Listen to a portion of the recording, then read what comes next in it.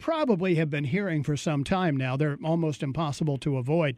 The commercials that have been run by the special interest group ProEnglish, they essentially ask you to call the senior senator from South Carolina, Senator Lindsey Graham, and tell him why you think people who come to this country should have to learn the native language, that being English. On the phone with me now from suburban Washington is Robert Vandervoort, who's the executive director of ProEnglish. Bob, how are you today? I'm doing great, Bob. How are you? I'm doing fine, thanks. It's great to have you along. I guess the first question, obviously, to begin is the idea for the commercial using the guy speaking Spanish and essentially thanking Senator Graham for making sure that he doesn't have to learn English if he goes through the Gang of Eight bill. The ads make that contention. Why do you do so? Well, there's a very good reason why we're doing that. A lot of these politicians, in their rhetoric, are saying that the immigrants are going to have to learn English if they're going to become amnestied. They are. And that all sounds very good, and it polls very well, but when you actually look at the bill and examine the bill the way we have, our staff has gone through the English language requirements, and what we discovered was the very first thing that happens is the legalization, and there's no requirement to learn English for that action. It's only years down the road, if they decide they want to apply for a green card and permanent legal status, that they have to do some requirements for English, and even those are pretty weak. So the thought that I think people they have it in their mind that, okay, yeah, maybe we'll give them amnesty as long as they agree to learn English and do all these other things. But what's happening here is, if you look in the bill, and as particularly Section 245B, the requirements there are that they're in the country over a certain period of time, but there's nothing in there about paying fines. There's nothing in there about learning English and all this other stuff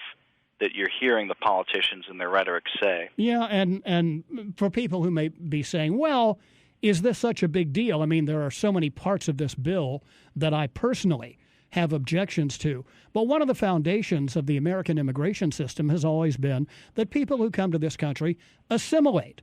The English language requirement for immigrants is just, to me, common sense that helps ensure that any immigrant who comes to America will be able to succeed in our society and the economy, and it's hard to do that if you don't speak the language. And as you point out, the Senate Amnesty Bill's English language requirement is so weak that anybody who's enrolled in a basic English class would meet the requirement. And above and beyond that, what? Are we going to assign people from Homeland Security to go to the English classes and make sure they're attending, or what?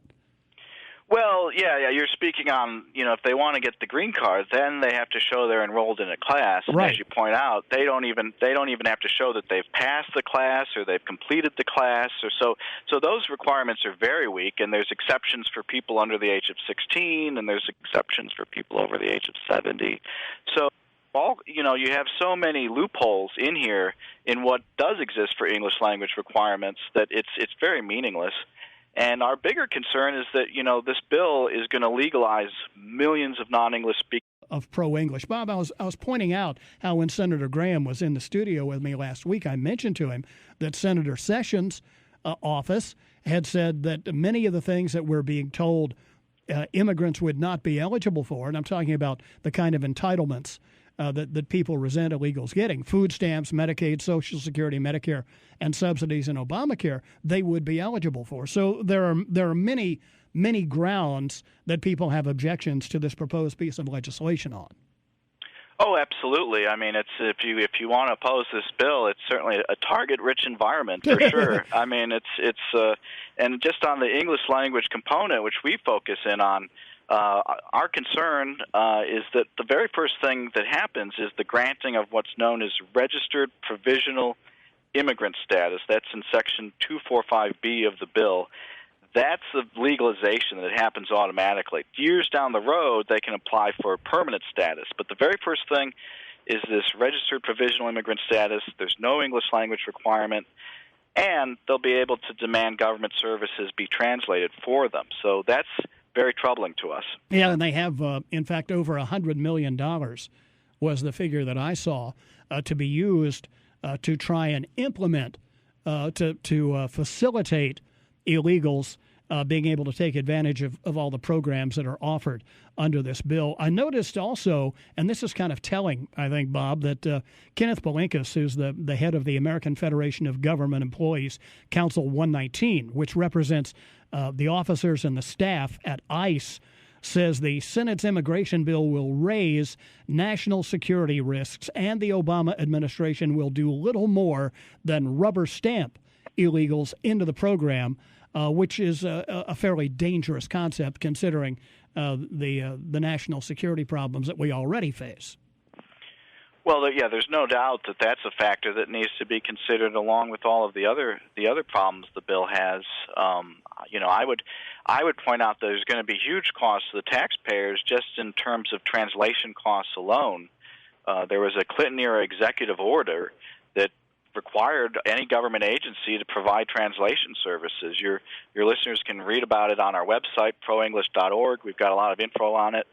And the OMB, this government agency, estimates that costs taxpayers at least $2 billion a year, and that study is over 10 years old, so it's going to cost us even more based on the new stuff that's happening. Yeah, and speaking of ICE, we have already seen reports from various agencies talking about how there's a stampede going on now to border crossing sites into the U.S. merely in anticipation of the passage of this bill. It is in effect an open borders invitation. Well, it's from our point of view, it creates a real problem in terms of how are we going to assimilate so many non-English speaking people. We used to have this idea of being a melting pot, and bilingualism and all of this, which we're very concerned is going to fragment us. If that came out with this, they made it seem like it was going to be inevitable on the list of concerns, because you have to, bear in mind, if you are a Hispanic voter, you already are here legally. You have citizenship and you can vote the right way. So this is to think that that's going to win that block of votes over, I think is ignoring a lot of the polling data that we already know. The very next president, he actually got fewer votes from Hispanic voters than they had previously. Well, that's an excellent point. I mean, if anyone should have been the beneficiary of a Hispanic vote via an amnesty, it would have been George H. Walker Bush, the vice president, in 1988. And 2 years coming after the '86 amnesty, he didn't get any benefit. In fact, as you point out, he actually did poorly, did worse. It's going to be very interesting to watch the fight go on in Washington over this Gang of Eight bill. Bob Vandervoort, who is, of course, the executive director of ProEnglish. Bob, thanks very much for your time today. We appreciate your perspective on this, and we'll continue to track it as it winds its way through the wheels of the bureaucracy in D.C. Well, thank you. Thanks for having us on, and we'd be happy to be back anytime. Appreciate it very much. Thanks, Bob.